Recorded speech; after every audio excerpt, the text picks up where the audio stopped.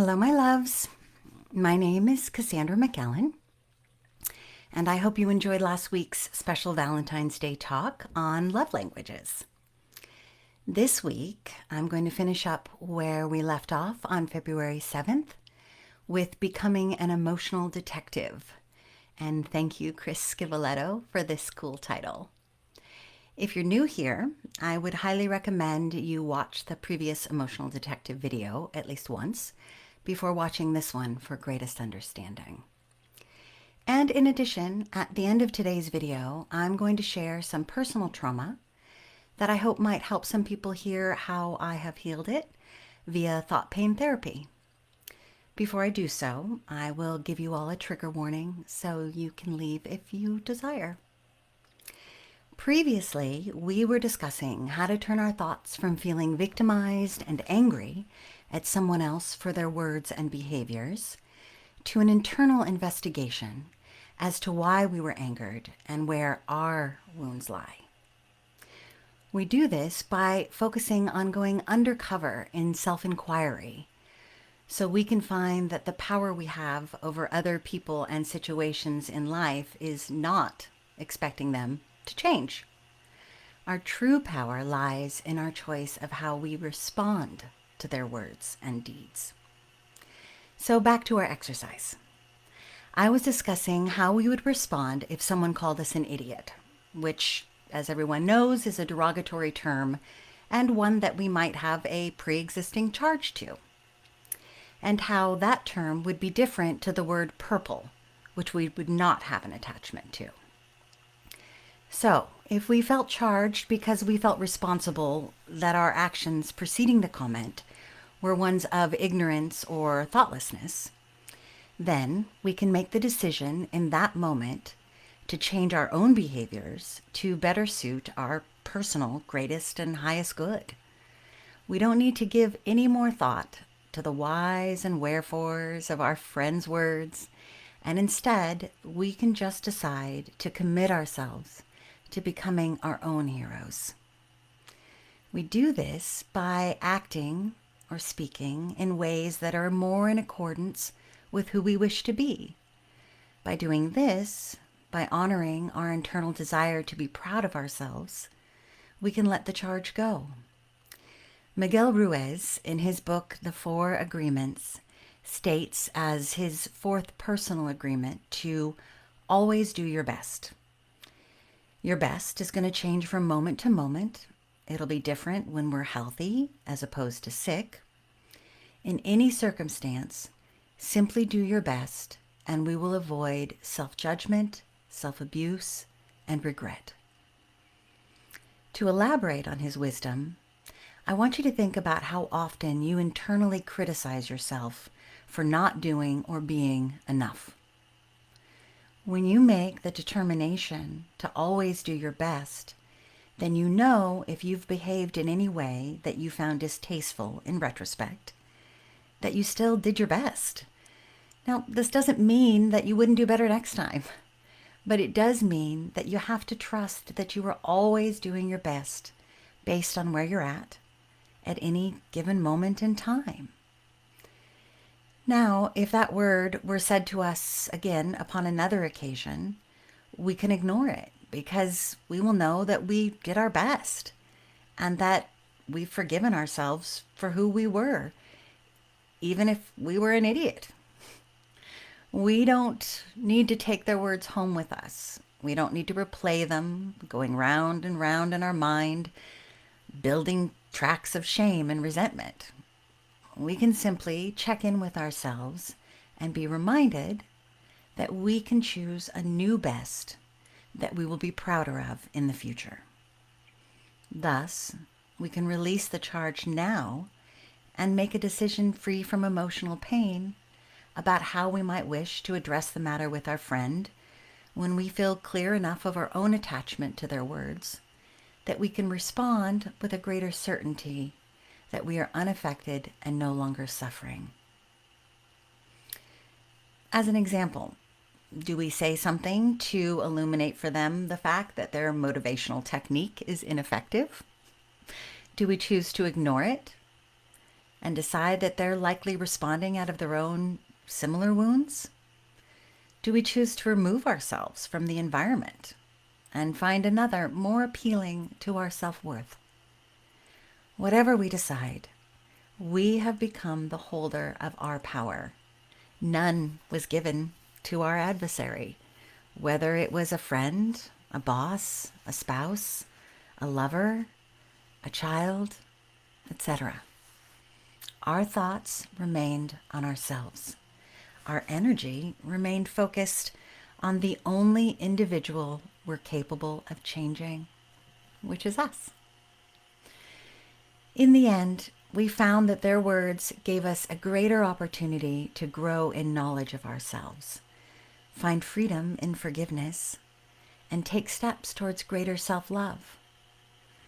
And remember, we always must forgive ourselves first, or we will never be free of the powerful shackles of distrust that we place on ourselves and others.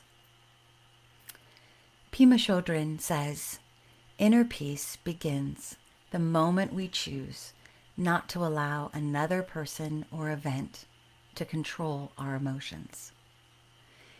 We must forgive ourselves and others because we want and deserve to be free to live the life that we have only ever imagined. And this is a life we cannot live if we're constantly being moved about in reaction to another person's words or deeds. No one is responsible for our lives but ourselves. Even in cases of abuse and neglect, we can choose to perpetuate that we've been the victim of putting our pain unknowingly on others, or go down the path of forgiveness instead. This provides the freedom we need to think thoughts free of the memories of others and behave in ways that are not reflections of the pain that they have caused us. One of my favorite quotes for many, many years is, "A traumatic childhood cracks open the learning path of forgiveness." I have repeated this to myself and others many times over the years. It helps to take me out of the past and reground me in the present. Remind me that although I may have been victimized, I am not, nor will I ever be, a victim. Now, before I continue to give you a personal example, I would like to give you all a trigger warning that I'm about to speak to sexual abuse, and I want to allow you to take a moment to prepare yourself, or you can end the live here, and any comments that you may have made prior to now, you can simply check back later and see my answers. So, if you're still here, then I will continue this discussion by becoming very vulnerable with you over something that was especially traumatic that happened to me in my youth. It was recently brought back to mind by a series of dreams about it that I have had this week, wherein I was reliving the moments, both during and afterwards, as well as telling other people about what happened, which in real life I actually never did. So, when I was in my early 20s, I had a very dear male friend that I did a lot of Renaissance fairs with. We were in the same guild, and we played together, ate together, and camped together for many years. I trusted him, and I thought of him as my best friend. And this took a long time to get there because trusting men was especially hard for me, considering the fact that I had been abused by them throughout my childhood.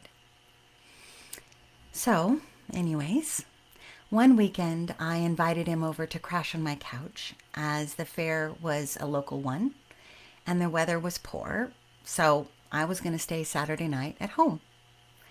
He came out and we hung out, watching old movies and sharing a pizza and a bottle of wine. So at some point during the night, he drugged me. I can only assume that he put something in my wine. Instead of going to my bed, I passed out on the couch.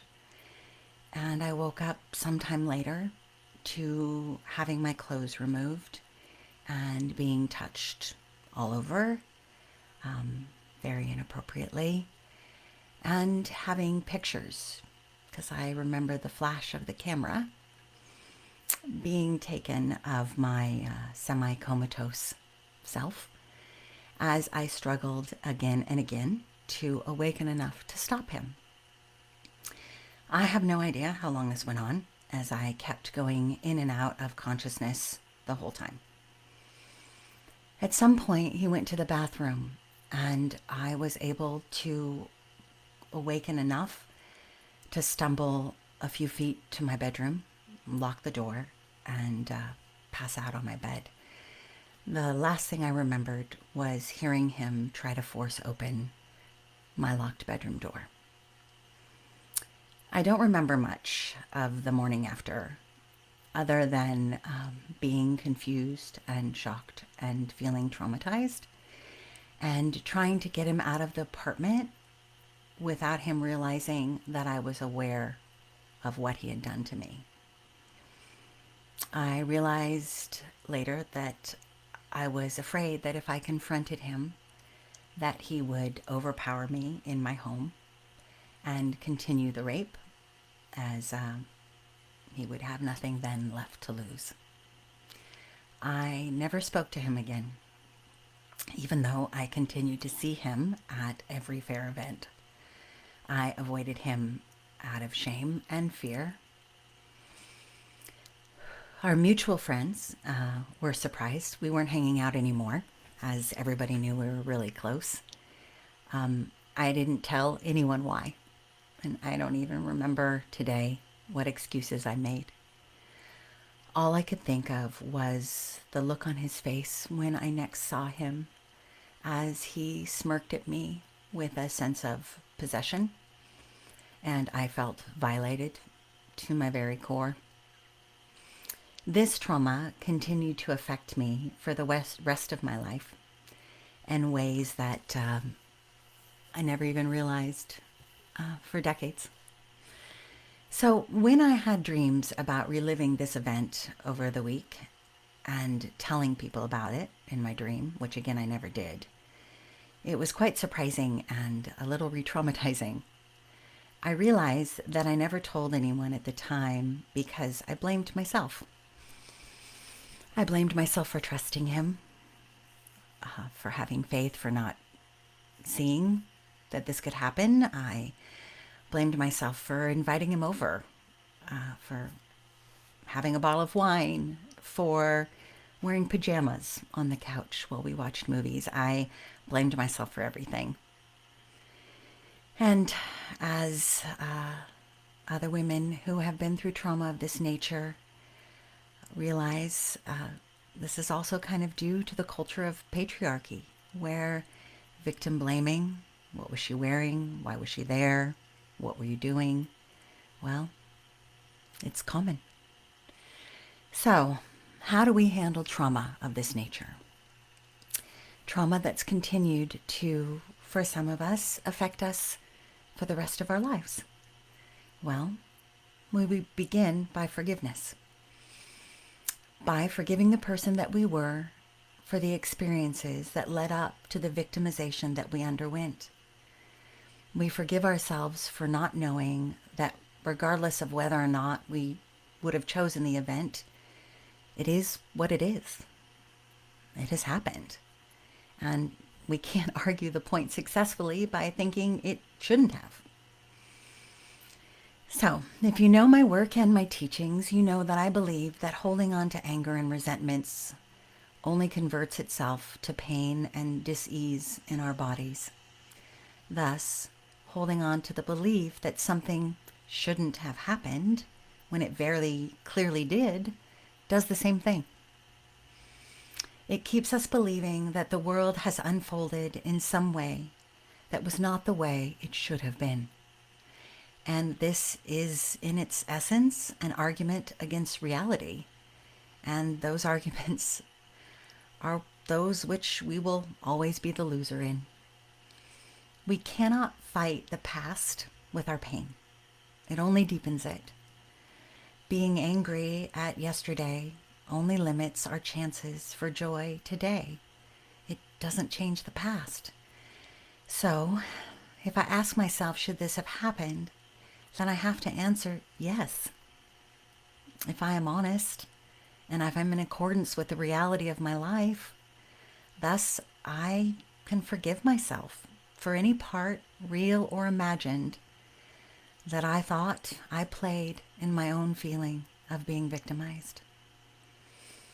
And I can also forgive him. I can forgive him for not being the person I thought he was, or the person I wanted him to be. I can know that while he sought to take my power, he did not succeed. And neither has any other person that has sought to dim my light or my life. The only way that that could happen is if I allowed it to happen by dimming myself for them. I share this vulnerable story in the hopes that it will be helpful to somebody who's been holding on to anger and unforgiveness and wishes to let those feelings go and be free of them once and for all.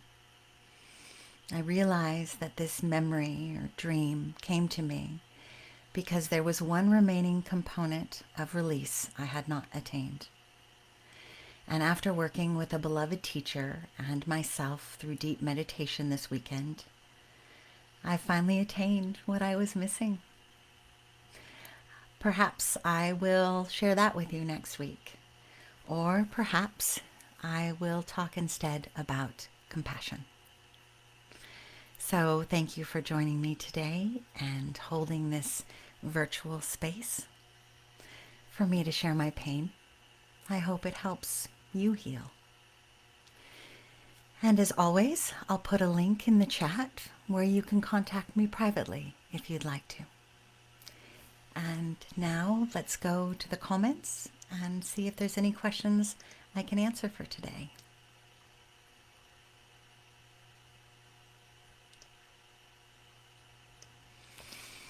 Randall said, how brave of me to share. Thank you. Emily said, thank you for sharing this. You're amazing. So are you. Karma says, it's so important to bring this sort of awareness, especially to my generation.